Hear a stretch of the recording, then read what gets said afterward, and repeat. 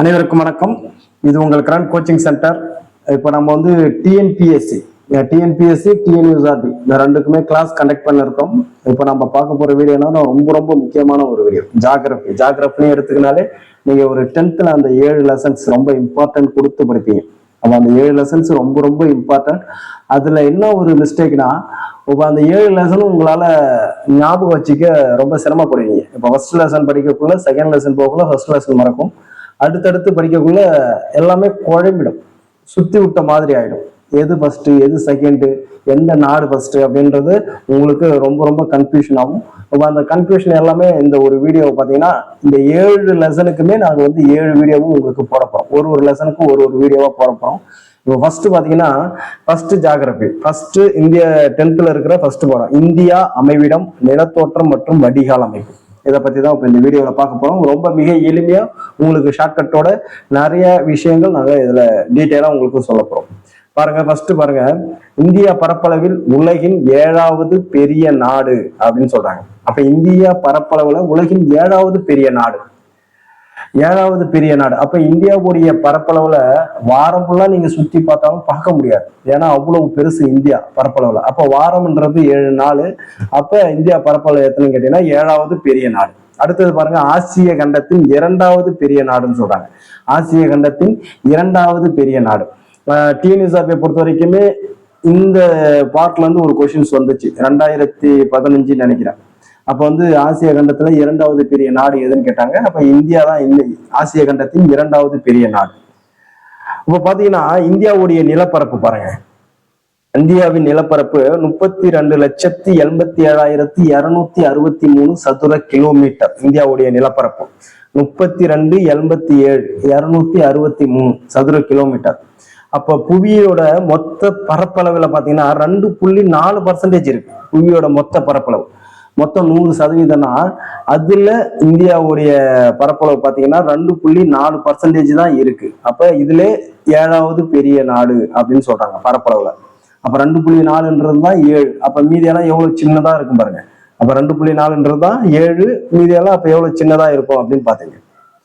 India 15,200 kilometre நில எல்லைகளை கொண்டுள்ளது அப்படின்னு சொல்றாங்க. அப்ப இந்தியாவுடைய நில எல்லைகள் கேட்பாங்க.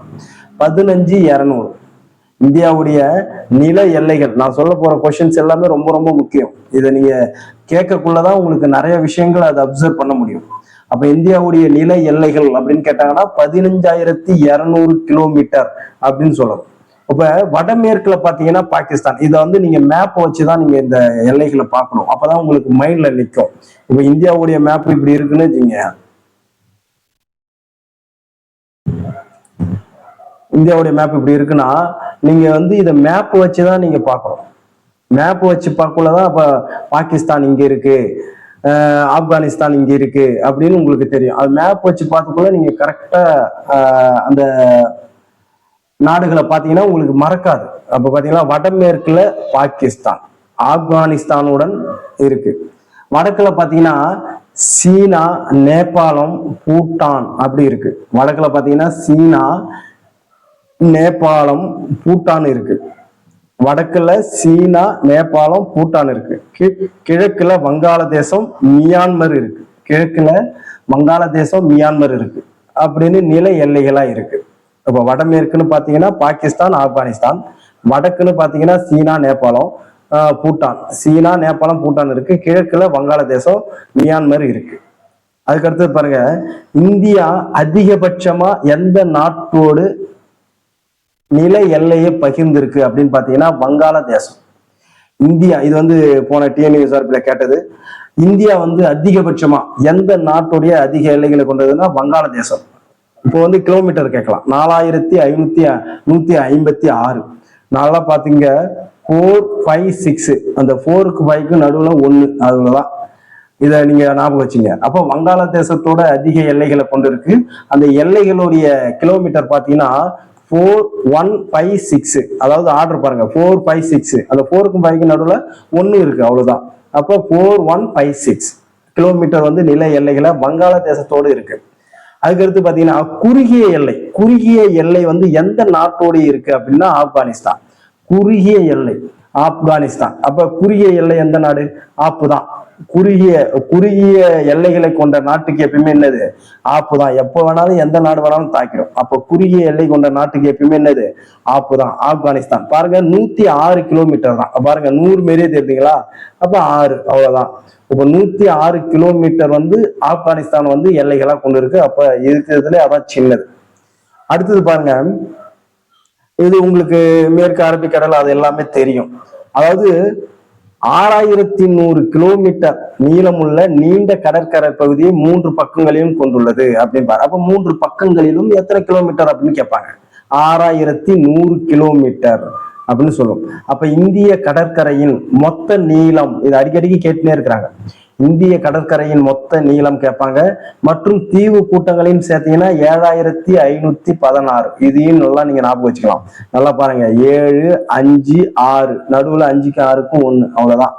அப்ப 7013 6. உங்களுக்கு ரொம்ப டஃபா வைக்கணும்னா 7516 புள்ளி அந்த 6 வந்து மாத்தலாம். 4 கொடுக்கலாம், 5 கொடுக்கலாம், 6 7 இப்படி ஆப்ஷன்ல கொடுக்கலாம். அப்ப இதுல கொடுத்தீங்கன்னா 6 6 இதுதான் பேஸ் பண்ணணும். அப்போலாம் உங்களுக்கு நல்லா ஈஸியா தெரியற கொஸ்டின் அந்த மைனூட்டா ஜஸ்ட் ஆப்ஷன்ல வேரியேஷன் வைக்கிறாங்க, அவ்வளவுதான். அப்ப இந்திய கடற்கரையுடைய மொத்த நீளம் பாத்தீங்கன்னா 6100 கிலோமீட்டர் தான். அந்த தீவு கூட்டங்களையும் சேர்த்தீங்கன்னா 7516.6 கிலோமீட்டர் அப்படின்னு. அப்ப இந்தியாவையும் இலங்கையும் பிரிக்கும் நீர் சந்தி கேட்டாங்கன்னா பாக் நீர் சந்தி அப்படின்னு சொல்லுவோம். இந்தியாவையும் இலங்கையும் பிரிக்கிற நீர் சந்தி எதுன்னு கேட்டாங்கன்னா பாக் நீர் சந்தி. அப்ப இந்தியாவும் இலங்கையும் பிரிக்கிறது பாக் நீர் சந்தி. சரி, இந்தியாவும் உலகமும் அப்படின்னு கொடுத்துக்கிறாங்க. இதெல்லாம் தேவையில்லை. நான் ரொம்ப முக்கியமான கொஸ்டின்ஸை மட்டும் உங்களுக்கு நான் சொல்றேன், அதை மட்டும் நீங்க நல்லா பாத்துங்க. இந்தியா வந்து ஒரு துணை கண்டம் அப்படின்னு சொல்றாங்க. அடுத்தது பாருங்க, அமைவிடம் பாருங்க. இந்தியாவை பாருங்க, இந்தியா வந்து 8 டிகிரி 4 மினிட்ஸ் வட அச்சம் முதல் 37 டிகிரி 6 மினிட்ஸ் வட அச்சம் வரையில இருக்கு இந்தியாவுடைய அமைவிடம். இந்தியா வந்து 8 டிகிரி, நல்லா பாத்துங்க, 8 டிகிரில தான் ஸ்டார்டே ஆகுது. அப்ப 8 டிகிரி 4 மினிட்ஸ் வட அச்சம், அது நல்லா தெரியணும். வடக்கு அந்த வட அச்சம் தான் தெரியணும். அது வடமா தெற்கா கிழக்கா மேற்கா அப்படி கொடுப்பாங்க. அப்ப 8 டிகிரி 4 மினிட்ஸ் வட அச்சம். பாருங்க 8 4 8ல பாதி 4 ஆச்சா அது. அடுத்தது பாருங்க 37 டிகிரி 6 மினிட்ஸ் அப்படின்னு ஞாபகம் வச்சுங்க. இப்ப 37 டிகிரி 6 மினிட்ஸ் இது வந்து வட அச்ச வரையிலும். அடுத்தது 68 டிகிரி 7 மினிட்ஸ், நல்லா பாருங்க 68 டிகிரி 7 மினிட்ஸ் கிழக்கு தீர்க்கம். புரியுதுங்களா? கிழக்கு தீர்க்கம் உங்களுக்கு ஸ்டேட்மெண்ட்ல எதைத்தான் மாத்துவாங்க, கிழக்கு மேற்கு அதைத்தான் மாத்துவாங்க. அதை நல்லா ஞாபகம் வச்சுக்கணும். அப்ப 68 டிகிரி 7 மினிட்ஸ் கிழக்கு தீர்க்கம் முதல் 97 டிகிரி 25 மினிட்ஸ் கிழக்கு தீர்க்கம் வரை பரவி இருக்கு. எல்லைகளை கேட்பாங்க, ரொம்ப முக்கியம். அப்ப வட அச்சம் பாத்தீங்கன்னா 8 டிகிரி 4 மினிட்ஸ் வட அச்சம் முதல் 37 டிகிரி 6 மினிட்ஸ் வட அச்சம் வரை, இது ஒரு செட்டுங்களா. அடுத்தது 68 டிகிரி 7 மினிட்ஸ் கிழக்கு தீர்க்கம் முதல் 97 டிகிரி 25 மினிட்ஸ் கிழக்கு தீர்க்கம் வரையிலும் பரவி இருக்கு அப்படின்னு நான் நல்லா புரியும் நினைக்கிறேன். அடுத்தது பாருங்க, இந்தியா முழுமையும் வடக்கு மற்றும் கிழக்கு அரைகோளத்தில் அமைந்துள்ளது. இந்தியா முழுமையும் எங்க இருக்கு?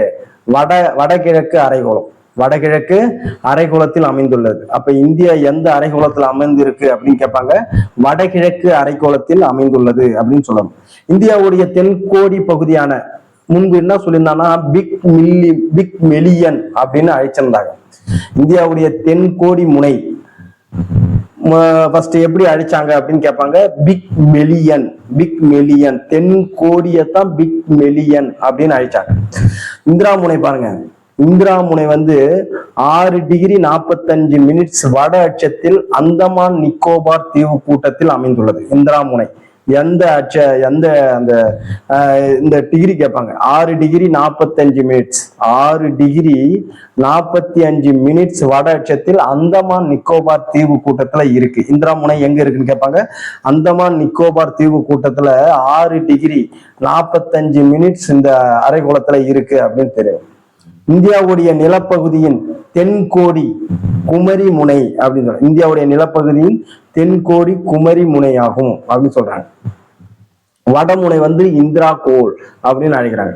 வடமுனை வந்து இந்திரா கோல், தென்கோடி வந்து குமரி முனை, வடமுனை வந்து இந்திரா கோல், புரியுதுங்களா? தென்கோடி அது வந்து குமரி முனை அப்படின்னு அழைக்கிறாங்க. இந்தியா வடக்கே லடாக்கில் உள்ள இந்திரா கோல் முதல் தெற்கே கன்னியாகுமரி வரை 3214 கிலோமீட்டர் நீளத்தையும். இந்த இந்திரா கோல் எங்க இருக்குன்னு கேட்பாங்க. ஜம்மு காஷ்மீர். அப்ப வடக்குன்னு பாத்தீங்கன்னா அதுதான். அப்ப 3214 கிலோமீட்டர், 3 2 1 அப்படியே 4, அவ்வளவுதான். 3214 கிலோமீட்டர் நீளத்தையும் மேற்கே குஜராத் ரான் ஆஃப் கட்சி முதல், ரான் ஆஃப் கட்சி எங்க இருக்குன்னு கேட்பாங்க. குஜராத்ல இருக்கு. அப்ப ரான் ஆஃப் கட்சி முதல், ரான் ஆஃப் கட்சி எங்க இருக்கு? குஜராத்ல இருக்கு. அப்ப மேற்கே குஜராத்தில் உள்ள ரான் ஆஃப் கட்சி முதல் கிழக்கே அருணாச்சல பிரதேசம் வரை 2933 கிலோமீட்டர். நல்லா பாத்துங்க. 2933 கிழக்கே என்னது வரை பரவி இருக்கு அப்படின்னு சொல்ல தெரியும். அப்ப வடக்கு தெற்கு எத்தனைனா 3 2 1 4, மேற்கு கிழக்கு மேற்கு என்னன்னா 2 9 3 3 இந்த கிலோமீட்டர்ல பரவி இருக்கு அப்படின்னு சொல்லணும். அப்ப 23 டிகிரி 30 மினிட்ஸ் வட அச்சமான கடகரேகை இந்தியாவின் மையமாக அமைந்துள்ளது. அப்ப இந்தியாவுடைய மையம் அதுதானே மிர்சாபூர். அப்ப 23 டிகிரி 30 மினிட்ஸ், அதை நல்லா ஞாபகம் வச்சுங்க. 23 டிகிரி 30 மினிட்ஸ், மினிட்ஸ்ல வந்து உங்களுக்கு 50 40 குழம்பிடுவீங்க. அப்ப 30 மினிட்ஸ், 23 டிகிரி 30 மினிட்ஸ் வட அச்சமான கடகரேகை வந்து இந்தியாவின் மையமாக அமைந்துள்ளது அப்படின்றாங்க. 23 டிகிரி சாய்ந்திருக்குன்னு சொல்லுவாங்களே, அதுதான். இத பாருங்க, ரொம்ப முக்கியம். இந்தியாவோட தென்பகுதி வந்து வெப்ப மண்டலம், வடபகுதி வந்து மிதவெப்ப மண்டலம் அப்படின்னு சொல்றாங்க. தென்பகுதி வந்து வெப்ப மண்டலம், வடபகுதி வந்து மிதவெப்ப மண்டலம் அப்படின்னு சொல்றாங்க. அப்ப தென்பகுதி எந்த மண்டலம் கேட்டாங்கன்னா வெப்ப மண்டலம் சொல்லணும். அப்ப தமிழ்நாடு என்ன மண்டலமா இருக்கு அப்படின்னு கேட்பாங்க. வெப்ப மண்டலம். இந்தியாவுல 28 மாநிலங்கள் 8 யூனியன் பிரதேசங்கள் இருக்கு. இந்தியாவுல 28 மாநிலங்கள் 8 யூனியன் பிரதேசங்கள் இருக்கு. மேற்கில் உள்ள குஜராத், இந்தியாவுடைய திட்ட நேரம் பாருங்க. மேற்கில் உள்ள குஜராத் முதல் கிழக்கில் உள்ள அருணாச்சல பிரதேசம் வரை இந்தியா ஏறத்தாழ 30 தீர்க்க கோடுகளை கொண்டுள்ளது. இது மாதிரிதான் கேட்பாங்க உங்களுக்கு. மேற்கில் உள்ள குஜராத் முதல் கிழக்கில் உள்ள அருணாச்சல பிரதேசம் வரை எத்தனை தீர்க்க கோடுகளை கொண்டுள்ளது அப்படின்னு கேட்பாங்க. 30 தீர்க்க கோடுகளை கொண்டுள்ளது அப்படின்னு சொல்லணும். இந்தியாவின் கிழக்கில் உள்ள அருணாச்சல பிரதேசத்தில் உள்ள மேற்கில் உள்ள குஜராத்தை காட்டிலும் 2 மணி நேரம், எத்தனை மணி நேரம்? 2 மணி நேரம் முன்னதாகவே சூரியன் உதயமாகிறது. அப்ப அருணாச்சல பிரதேசத்தில் குஜராத்தை காட்டிலும் 2 மணி நேரம் முன்னாடியே என்ன ஆயிடுச்சு? சூரியன் உதயமாகுது. அப்ப இந்த வேறுபாட்டெல்லாம் தவிர்க்கிறதுக்கு தான் இந்தியாவுடைய மத்திய தீர்க்க ரேகை 82 டிகிரி 30 மினிட்ஸ். நல்லா ஞாபகம் வச்சுங்க. 82 டிகிரி 30 மினிட்ஸ் இதான் வந்து இந்தியாவுடைய மத்திய தீர்க்க ரேகை. அதை எப்படிதான் கேட்பாங்க. இந்தியாவின் மத்திய தீர்க்க ரேகை என்னன்னு கேட்பாங்க. 82 டிகிரி 30 மினிட்ஸ். அப்ப கிழக்கு இந்த தலை நேரத்தை தான் இந்தியாவுடைய திட்ட நேரமா எடுத்துக்கிறாங்க. இதுதான் எங்க போகுதுன்னா மிர்சாப்பூர் வழியா போகுது. அப்ப மிர்சாப்பூர் எங்க இருக்குன்னா அலகாபாத்ல இருக்கு. மிர்சாப்பூர் எங்க இருக்கு? அலகாபாத்ல இருக்கு. அப்ப இந்த நேரத்தை வச்சுதான் இந்தியாவுடைய திட்ட நேரத்தை கணக்கிடுறாங்க. அப்ப புரியுதுங்களா? அப்ப அருணாச்சல பிரதேசத்துல தான் உதயமாகுது ஃபர்ஸ்ட். அது ஆனா குஜராத்தை காட்டிலும் 2 மணி நேரம் சீக்கிரமா உதயமாகுது. அதனால அந்த நேரத்தெல்லாம் குறைக்கிறதுக்கு இந்தியாவுடைய மத்திய தீர்க்க ரேகை 82 டிகிரி 30 மினிட்ஸை எடுத்துக்கிறாங்க. இது எந்த வழியா போகுதுன்னா மிர்சாப்பூர் எங்க இருக்குன்னா அலகாபாத். புரியுதுங்களா? மிர்சாப்பூர் எங்க இருக்கு? அலகாபாத். அகமதாபாத்னு கொடுத்துருவாங்க, அது கிடையாது, அலகாபாத். அலகாபாத்துக்கும் அகமதாபாத்துக்கும் நல்லா தெரியணும். புரியுதுங்களா? அடுத்தது, இந்திய திட்ட நேரமானது கிரீன்விச் திட்ட நேரத்தை விட 5 மணி 30 நிமிடம் முன்னதாக உள்ளது. கிரீன்விச் திட்ட நேரத்தை விட எத்தனை மணி முன்னதாக உள்ளதுன்னா 5 மணி 30 நிமிடம் இது முன்னதாக இருக்கு அப்படின்னு தெரியும்.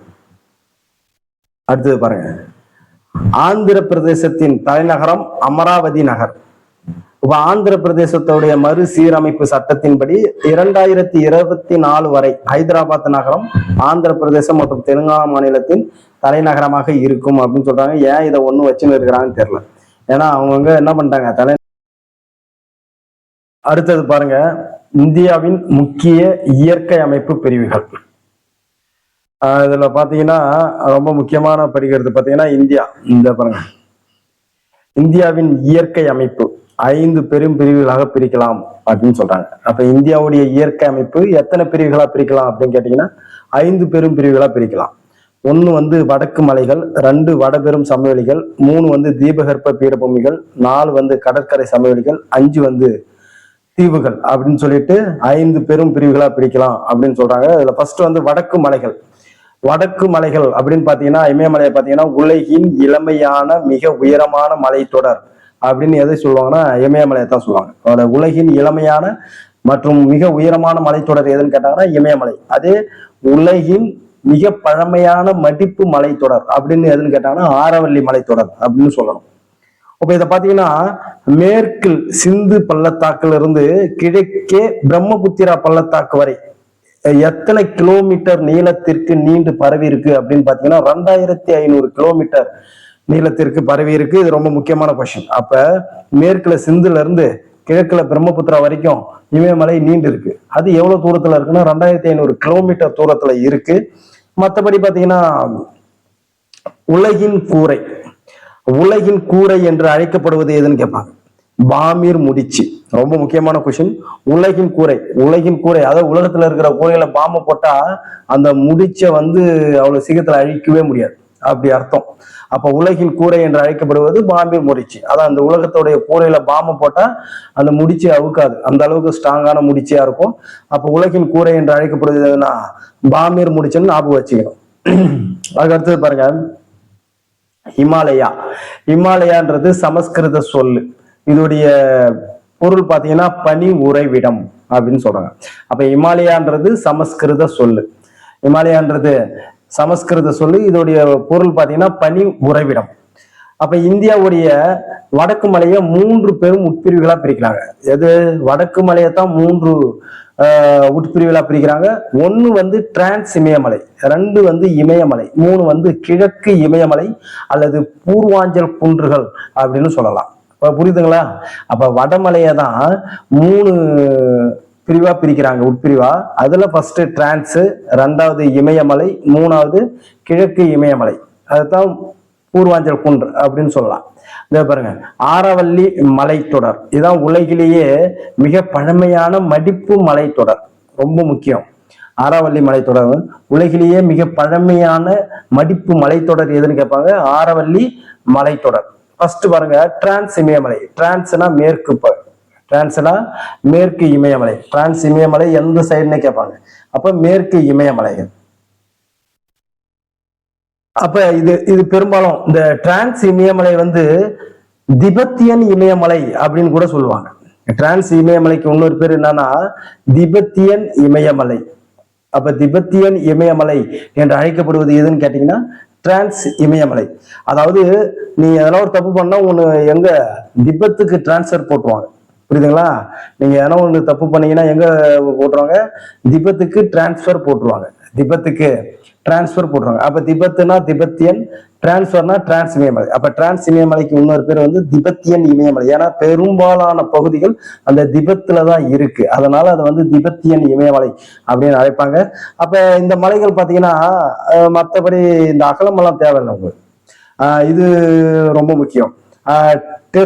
டெர்சியரி கிரானைட் பாறைகள், அதாவது கடலடி இந்த பாருங்க, கடலடி உயிரின படிமங்களை கொண்ட டெர்சியரி கிரானைட் பாறைகள் அப்படின்னு சொல்றாங்க. அப்ப இந்த டெர்சியரி கிரானைட் பாறைகள் எங்க காணப்படுது அப்படின்னு கேட்பாங்க. டிரான்ஸ் இமயமலையில காணப்படுது. அப்ப டெர்சியரி பாறைகள் எங்க காணப்படுதுன்னா டிரான்ஸ் இமயமலையில காணப்படுது. அப்ப இங்குள்ள முக்கியமான மலைத்தொடரெல்லாம் படிச்சுக்கிறோம். இங்க உள்ள முக்கியமான மலைத்தொடர் பாத்தீங்கன்னா ஜாஸ்கர், லடாக்கு, கைலாஷ், காரகோரம். அப்ப இதெல்லாம் வந்து டிரான்ஸ் இமயமலையில இருக்கு. பாருங்க, ஜாஸ்கர், லடாக்கு, கைலாஷ், அதுக்கடுத்து பாத்தீங்கன்னா காரகோரம். இதெல்லாம் வந்து டிரான்ஸ் இமயமலையில இருக்கிற மலைத்தொடர். ஜாஸ், கைலாஷ், காரகோரம். பாருங்க, கையில சாஸ் பற்றுச்சுன்னு இப்படி வச்சுங்க.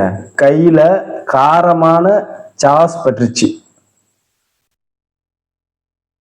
லடாக்கு, டக்குன்னு டக். ஓகே, கையில காரமான சாஸ் பற்றுச்சு, டக்குன்னு டிரான்ஸ்ஃபர் வாங்கி போயிட்டான் அப்படின்னு ஞாபகம் வச்சுங்க. அவ்வளவுதான், சிம்பிளா இப்படிதான் ஞாபகம் வச்சுக்கணும். ஒண்ணும் இல்ல. இப்ப கையில இங்க பாருங்க, கையில காரமான சாஸ் பற்றுச்சுன்னு டக்குன்னு டிரான்ஸ்ஃபர் வாங்கின்னு போயிட்டான் அப்படின்னு ஞாபகம் வச்சுங்க. அப்ப டிரான்ஸ் இமயமலையில தான் கையில அப்படின்னா கைலாஷ், காரமான அப்படின்னா காரகோரம், சாஸ் அப்படின்னா சாஸ்கர், அதுல டக்குன்னு அப்படின்னா லடாக்கு. லடாக்குன்னு இருக்குல்ல, அதுதான் டக்குன்னு சொல்றேன். அப்ப கையில காரமான சாஸ் பற்றுச்சுன்னு டக்குன்னு டிரான்ஸ்ஃபர் வாங்கி போறான். அப்ப டிரான்ஸ் இமயமலையில இந்த மலைத்தொடரெல்லாம் இருக்கு அப்படின்னு இப்படி ஞாபகம் வச்சீங்கன்னா உங்களுக்கு எப்பயுமே மறக்காது. அதனால ரொம்ப சிம்பிளா நம்ம ஈஸியாவும் மறக்கவே மறக்காது. பாருங்க, இப்ப கையில காரமான சாஸ் பற்றுச்சுன்னு டக்குன்னு டிரான்ஸ்ஃபர் வாங்கி போயிட்டான். அப்ப சாஸ்கர், லடாக்கு, கைலாஷ், காரகோரம் இதெல்லாம் எந்த இமயமலை தொடர்ல இருக்குன்னு கேட்பாங்க. டிரான்ஸ் இமயமலை. அதுவும் வடக்கு இமயமலையில அந்த 3 பிரிவா பிரிக்கிறாங்களா அதுல. ரெண்டாவது பாருங்க, இமயமலை பாருங்க, வடக்கு மலைகளின் மையப்பகுதி. இதெல்லாம் அப்ப இது ஒரு இளம் அடிப்பு மலையாகும்.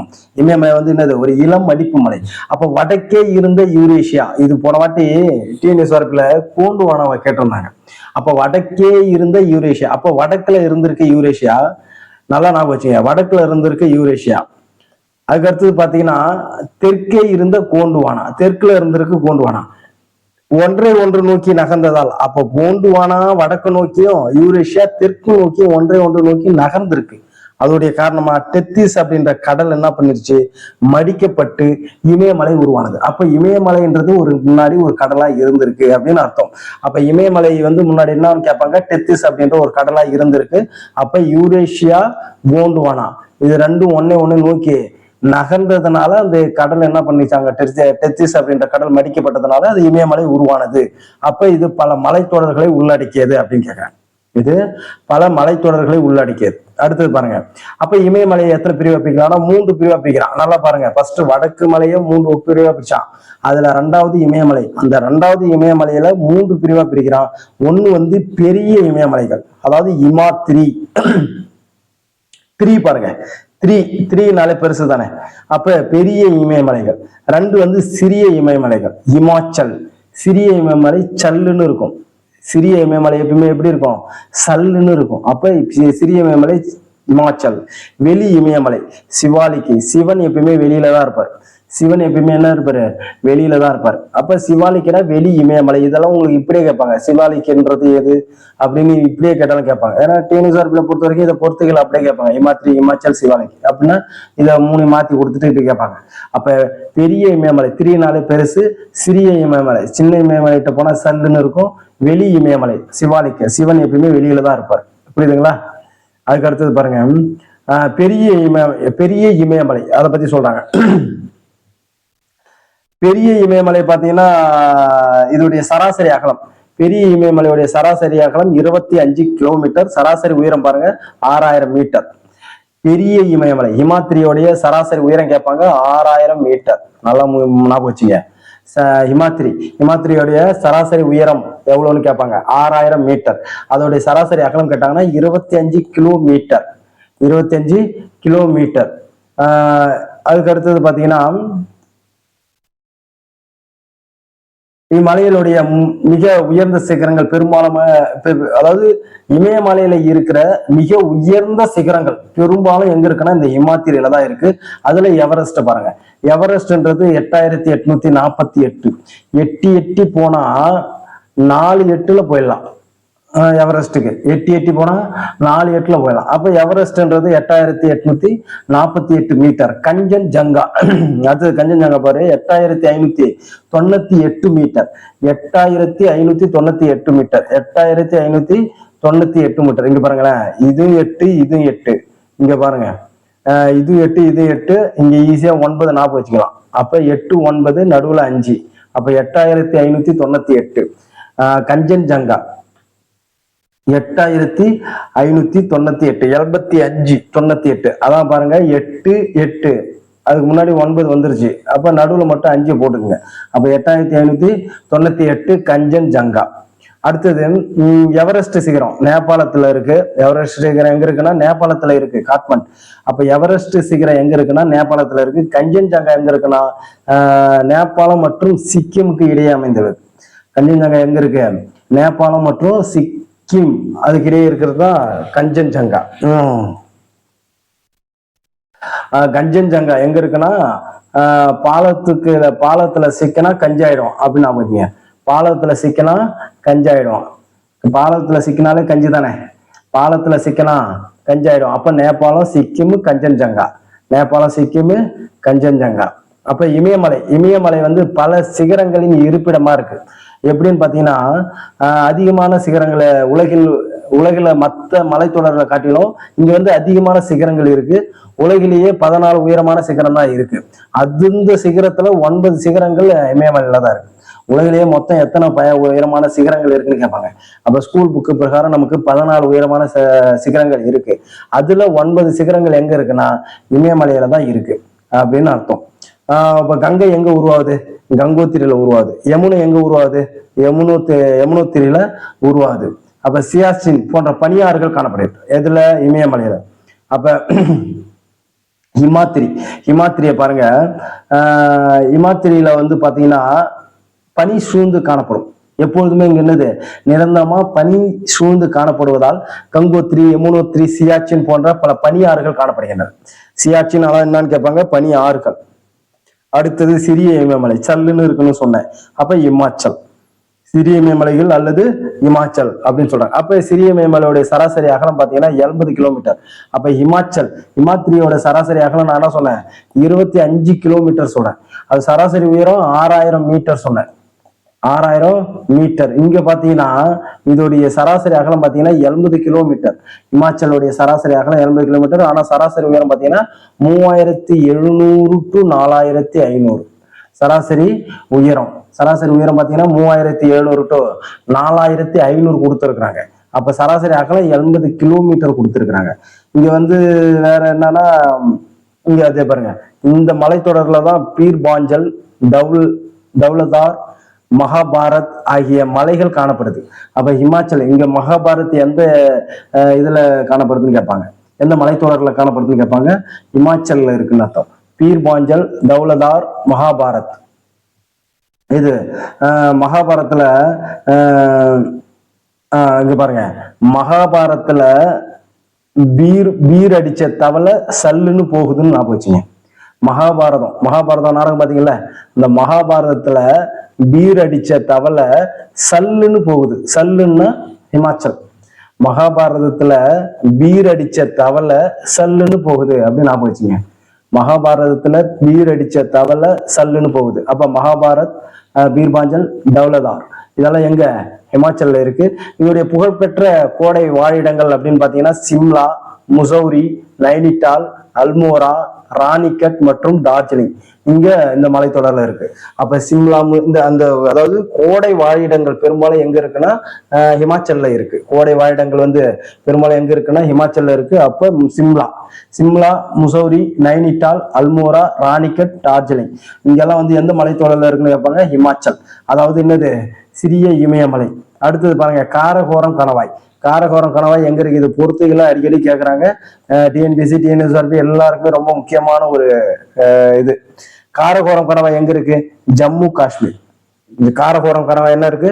ஜம்மு காஷ்மீர். என்னது? காசு இல்லைன்னு காரம் வாங்கல, காசு இல்லைன்னு காரம் வாங்கல அப்படின்னு நான் வச்சுங்க. காசு இல்லைன்னு காரம் வாங்கல, காசு இல்லைன்னு காரம் வாங்குற. அப்ப காரகோரம் கணவாய் ஜம்மு காஷ்மீர். அடுத்தது ஜொஷிலா கணவாய் சிப்கிலா கணவாய் இமாச்சல் பிரதேசம். ஜொஷிலா கணவாய் சிப்கிலா கணவாய் ஹிமாச்சல் பிரதேசம். அதாவது ஓசியில இப்படி நான் சுஷீலா இருக்குல்ல, அது ஓசிலன்னு வச்சுக்க. ஓசியில சிப்ல போனா சல்லுன்னு இருக்கும் நான் வச்சுங்க. ஓசியில சிப்ல போனா சல்லுன்னு இருக்கும். ஓசியில சிப்ல போனா சல்லுன்னு இருக்கும் அப்படின்னா போச்சு. ஓசியில அப்படின்னா ஜொஷிலா, சிப்லன்னா சிப்கிலா, சல்லுன்னு இருக்குன்னா ஹிமாச்சல், அதுதான் சல்லுன்னு இருக்கும். ஓசியில சிப்ல போனா சல்லுன்னு இருக்கும். இதுதான் இது. நீங்க இதை மட்டும் நீங்க நல்லா ஞாபகம் வச்சீங்கன்னா போதும், எப்பயுமே மறக்காது. நீங்க இதை போனீங்கன்னா ஹிமாச்சலா, ஜம்மு காஷ்மீரா, உத்தரகாண்டா, சிக்கிமா அப்படின்னு குழப்பம். இப்ப நீங்க ஓசியில ஷிப்ல போனா சல்லுன்னு இருக்கும் அப்படின்னு ஞாபகம் வச்சுன்னா உங்களுக்கு எப்பயுமே மறக்காது. சுஷிலா கணவாய் ஷிப்கிலா கணவாய் எங்க இருக்கு? ஹிமாச்சல்ல இருக்கு. அடுத்தது புமிட்டிலா கணவாய் அருணாச்சல பிரதேசம். அருணா வந்து பொம்மி நைட்டி தான் போடுவாங்க அப்படின்னு நான் அருணா வந்து பொம்மி நைட்டிஸ்ன்னு ஒண்ணு இருக்குல்ல, அப்ப அருணா வந்து பொம்மி நைட்டிஸ் தான் போடுவாங்க. அருணா வந்து பொம்மி நைட்டிஸ் தான் போடுவாங்க. அப்ப அருணாச்சல பிரதேஷ் பொமிட்டிலா கணவாய். அதுக்கு அடுத்தது பாத்தீங்கன்னா நாதுல்லா மற்றும் ஜெலிஃபில்லா கணவாய். நாதுல்லா மற்றும் ஜெலிஃபில்லா கணவாய். என்னது?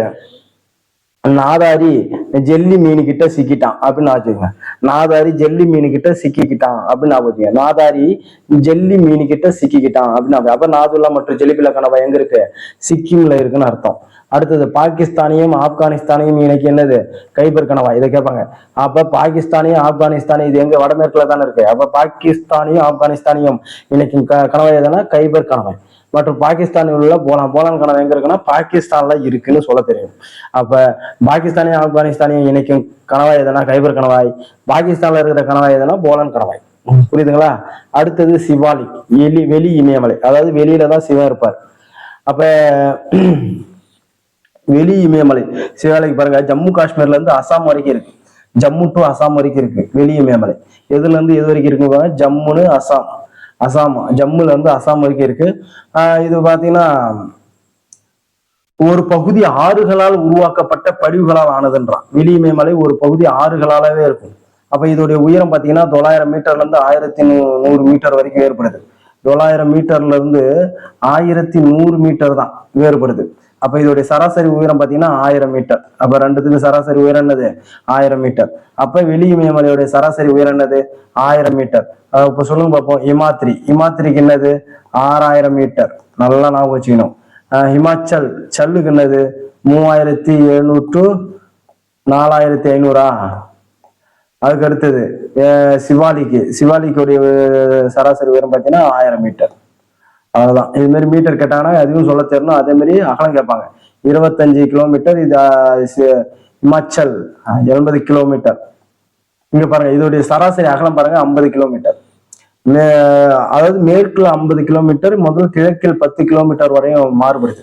மேற்குல 50 கிலோமீட்டர், கிழக்குல 10 கிலோமீட்டர் வரைக்கும் மாறுபடுது. அப்புறம் இதை பார்த்தீங்கன்னா மற்றபடி ஒன்றும் இல்லை. இங்க பகுதியில் 2 இயர்ஸ், அதாவது கிழக்கு பகுதியில் 2 இயர்ஸ் எனவும் மேற்கு பகுதியில் டூன்கள் எனவும் அழைக்கப்படுகிறது. புரியுதா? இமயமலைக்கு இருக்கிற அதனால பாத்துங்க, கிழக்கு பகுதியில 2 இயர்ஸ்ன்னு சொல்றாங்க. அப்ப வெளி இமயமலை கிழக்கு பகுதியில, கிழக்கு பக்கமா போனா 2 இயர்ஸ் தானே, 2 இயர்ஸ். மேற்கு பகுதி போனா டூன்கள் அப்படின்னு சொல்லுவாங்க. அப்ப இதை கேட்பாங்க எப்படின்னா, மேற்கு பகுதியில இது அப்படியே கூற்று காரணத்துல மாத்தி கொடுத்து கேட்பாங்க. அப்ப கிழக்கு பகுதியில போனா 2 இயர்ஸ், கிழவன் டூயட் பாடுவான்னு ஞாபகம் வச்சுங்க. மேற்கு பகுதியில போனா டூன்கள், கிழவன் டூயட் பாடுவான். கிழவன் டூயட் அப்படின்னு ஞாபகம் வச்சுக்கணும். அதான் கிழவன் டூயட் பாடுவான். அப்ப கிழக்குல 2 இயர்ஸும் மேற்குல டூன்கள் அப்படின்னு சொல்லுவாங்க. அடுத்தது பூர்வாஞ்சல் குன்றுகள். 3 பாருங்க, பூர்வாஞ்சல் குன்றுகள். இவை இமயமலையுடைய கிழக்கு கிளை அப்படின்னு சொல்றாங்க. அப்ப பூர்வாஞ்சல் குன்றுகள் என்னது? 3வதா நம்ம பாக்குறோம். எது? அந்த வடக்கு மலைகள் 3வதா இருக்குல்ல பூர்வாஞ்சல் குன்றுகள், அதை பாக்குறோம். இப்ப இமயமலையுடைய கிழக்கு கிளை. அப்ப பூர்வாஞ்சல் குன்றுகள். இது வந்து வடகிழக்கு மாநிலங்கள் பரவியுள்ளது. இது மற்றபடி தேவையில்லை. எங்க பாருங்க, காசி ஜெயந்தியா குன்றுகள் அனைத்தும் வந்து இங்க எந்தெந்த குன்றுகள் கேட்பாங்க. டாப்லா, அபோர், மிஸ்மி, பட்காய்பம், நாகா, மணிப்பூர், மிக்கீர், காரோ, காசி, ஜெயந்தியா இந்த குன்றுகள் அனைந்தும் ஒன்றிணைந்து பூர்வாஞ்சல் மலைகள் அப்படின்னு அழைக்கப்படுறாங்க. புரியுதுங்களா? அப்ப இந்த மலையெல்லாம் சேர்ந்துதான் பூர்வாஞ்சல் குன்றுகள் அப்படின்னு சொல்றாங்க. அதுக்கு அடுத்தது பாத்தீங்கன்னா இந்த இதெல்லாம் தேவையில்லை. வற்றாத நதி, வற்றாத நதினு எதை சொல்லுவாங்க? சிந்து, கங்கை, பிரம்மபுத்திரா இதைத்தானே சொல்லுவாங்க வற்றாத நதி அப்படின்னு சொல்லுவாங்க. மற்றபடி இதை பாருங்க, பல கோடை வாடியங்களான அமர்நாத், கேதார்நாத், பத்ரிநாத் மற்றும் வைஷ்ணவி தேவி கோயில்களும் பல பௌத்த சமய புனிதர்களையும் மலை சொல்லு. அப்ப அமர்நாத், கேதார்நாத், பத்ரிநாத், வைஷ்ணவி தேவி இந்த மாதிரியான புனித ஸ்தலங்கள் எங்க இருக்குன்னா பூர்வாஞ்சல் குன்றுகள்ல இருக்கு அப்படின்னு சொல்லணும். இமயமலை பல்லுயிர் மண்டலத்திற்கு பெயர் பெற்றது. அப்ப பல்லுயிர் மண்டலத்திற்கு பெயர் பெற்றவை எதுன்னு கேட்பாங்க? இமயமலை. பல்லுயிர் மண்டலத்திற்கு பெயர் பெற்றவை எதுன்னு கேட்பாங்க? இமயமலை. அடுத்தது